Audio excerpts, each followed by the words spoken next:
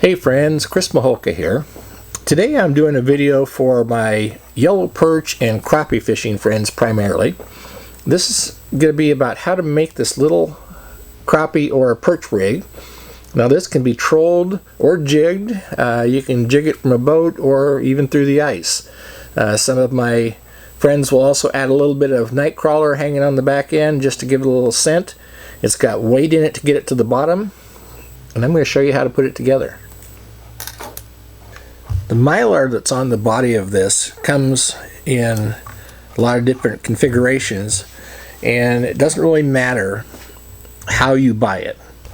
It comes in rounds, it comes in flat, it actually even comes in different diameters of flat, even down to small stuff.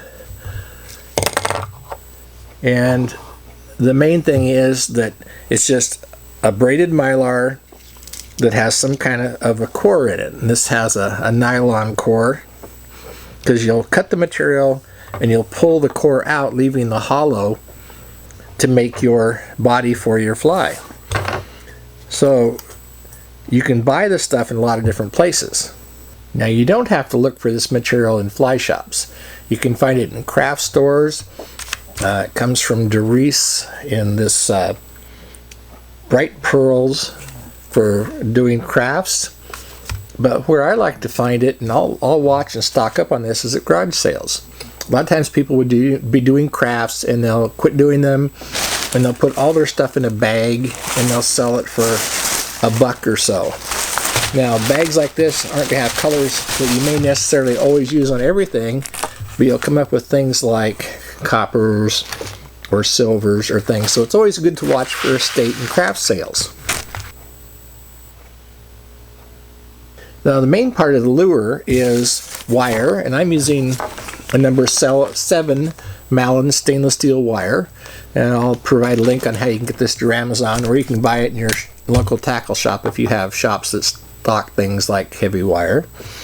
We're going to be using some 1/8 ounce or 1/8 inch beads. These are brass beads. You can use brass in any color to go with the lure, or if you really want it to go down fast, you can buy tungsten, but they are more expensive. Also, we're going to use, of course, treble hook. I'm putting a size 6 on this, 6/8, even smaller if you prefer, using a number 2 split ring. So there's some lure crafting involved in this, some wire work, and some fly tying. We're going to start this with the wire body, and it's just going to take a little bit of wire bending to get the shape we want. So we're going to start with our stainless Malin wire, and this is again number 7 wire, and I'm going to cut myself off about 3 inches or so of wire, about like that. I'm going to take my bending pliers, my looping pliers, and make a bend around.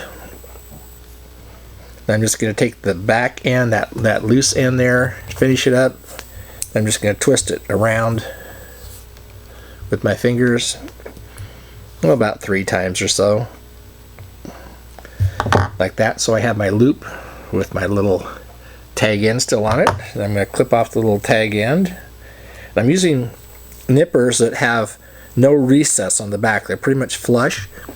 That way when I go in close and clip this off, I don't have a big tag sticking up there that's going to hang things up. If you want to straighten the loop out, get it more centered straight down the wire, you just take that and bend it so your loop is now a straighter shot down the center of the wire. About like that. Next we're going to add beads. These are our 1/8 inch brass beads. I'm just going to get a few of them out on the table there. And the first one, a lot of times these brass beads, they have one hole that's bigger and one hole that's smaller. So you want to put the smallest hole on first, so when it gets down there it doesn't go too far over the twist. Then I'm going to add the rest of my beads. I'm going to put 4 on these. Again, depending on your fishing conditions, you may want to add more or less beads. Whoop. So there's our 4 beads. That's the weight now for the rig. Now I'm just going to do the same thing I did on the front. I'm going to bend the wire over and make a loop, but I'm going to leave myself about finger width, turns out, of space there to tie my Mylar on. So I'm going to bend that over again, take it and just twist it about 4 twists, 3 or 4 twists.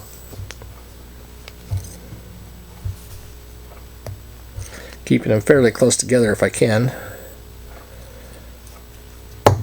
And about like that. And then once again I'm going to clip off the remaining wire. That gives us the basis, the body, for the lure. Next comes the Mylar and the tying on the Mylar. We're going to put our wire form in a fly tying vise, and it doesn't matter what vise you use, it's just something to hold it in place while we're doing our tying.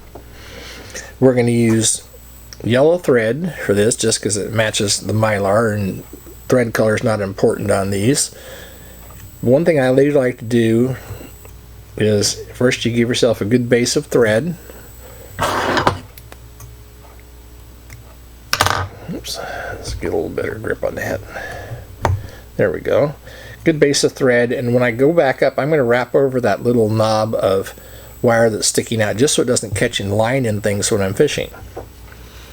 Now we're going to use our Mylar, and this is some round gold braided Mylar. We want to measure about the length of the back, or a little bit longer, so this will go back almost to the bend of the hook, and then we're going to double that distance because we're going to double the material when we tie it in. So we've doubled the distance back to there. I'm going to cut this material. Now you've got a center core in there. You can see that in this case it's orange. I'm going to just push and scoot the outside of the core down till I can get a hold of that, or the outside Mylar down till I can get a hold of that center core, and just slide it out like that. In this case it's like thread that's orange from dyeing the gold color Mylar. Sometimes in some of the materials you get, it'll be a real fine poly material. Now if you're a fly tyer, this works really well for like spinner wings and things. So that is savable and usable material that will save you a little money too. So now we're going to go about to the middle of the Mylar, and you can use a bodkin or scissors or anything you want, and I'm just going to take this and I'm going to start unraveling it. And it's easy to unravel once the core's out. They pull apart real easily, but you have to do little sections at a time or you break the material and tie it in knots. So I'm just going down it very carefully, picking out the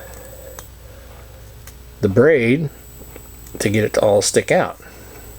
Now if you happen to run into a place where you've got glue or something in it, then you're kind of dinked up because it will not unravel.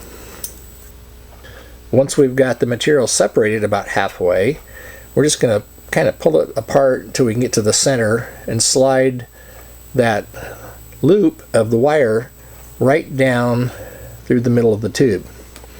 Now by having it frayed first, it allows the thread to come between them and not get twisted and tangled up on your Mylar. So now your Mylar is about the right length. We're going to take the thread and we're going to make some wraps over it to secure it in place. And I'm going to wrap up just about to where, back up to just about where that loop of wire starts. Get it really well secured on there. Now I'm just going to take my scissors and I'm going to unravel the other end. If you unravel it all to start with, it comes apart on you and it's hard to control. So we do it a little at a time.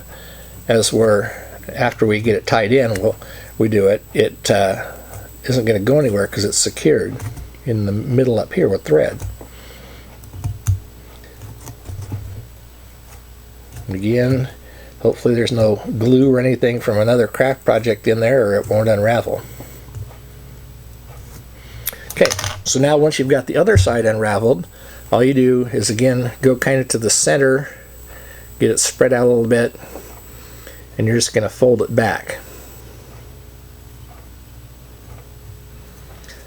About like that. And once again, wrap over to hold it in place.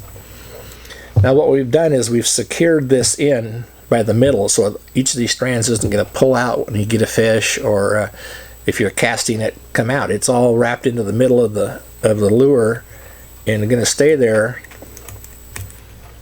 unless your thread breaks and comes unraveled. It's going to be a real secure Mylar lure. And also, by putting it on in the tube fashion, it's spaced all around the lure as well. So now we're just going to put a couple half hitches or whip finishes or whatever you like to do to finish your lure or your thread, and cut it off. Now it's the time to add some epoxy or UV glue or lacquer, whatever you want to secure the thread, but you've got overall your lure pretty complete. Next thing we'll do is we'll add the hooks to that back loop. To add my hook to the back of the lure, I'm going to use my split ring pliers that have the little tooth on one side to separate the split ring. And I'm going to open the split ring so there is a little bit of a gap going away from me. First I get a split ring that's going to be difficult. So now I've got the gap coming off this side, gives me a place to put my hook, and I'm going to put my hook on that in that opening. Turn my pliers over because I want to get the flat side without the tooth on top, like that. I'm going to take the wire of the loop and start it now on that where that opening is. If I hold the two of them together like this, as I turn that ring, they both go on at the same time. So there's my split ring. So now you've got your completed lure. I always like to tie these extra long because if I get the lure done and it's too long, I can always cut it. If it's too short, there's nothing you can do about it. So this kind of hides the hook back there a little bit from the fish's view, and when they eat up into this material, they're going to get that hook. The hook's not hanging too far out behind. That's how you do my little yellow perch lure. Thanks for watching. Please subscribe if you haven't, and I'll see you next time.